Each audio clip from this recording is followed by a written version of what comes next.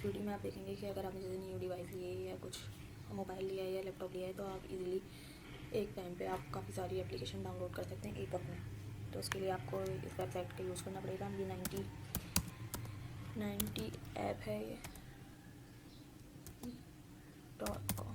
इस पर आप सर्च करेंगे, इस पर आपको काफ़ी सारी ऐप दिख जाएंगी। ये सारी ऐप्स आ रही हैं आपकी, ठीक है। इस पर आप एक टाइम पे काफ़ी सारी कर सकते हैं। अब जैसे कि आपको कुछ भी चाहिए, क्रोम चाहिए, आपको फायरफॉक्स चाहिए, जूम चाहिए होगा, स्काई चाहिए, सब म्यूज़िक के लिए चाहिए, जावा ये वाला चाहिए, ठीक है। ये सब जो भी आपको इसमें चाहिए तो आप सिलेक्ट करके डाउनलोड कर लें, ठीक है। यहाँ पे आप क्लिक कर देंगे, आपकी सारी एप्लीकेशन आपकी डाउनलोड हो जाएगी।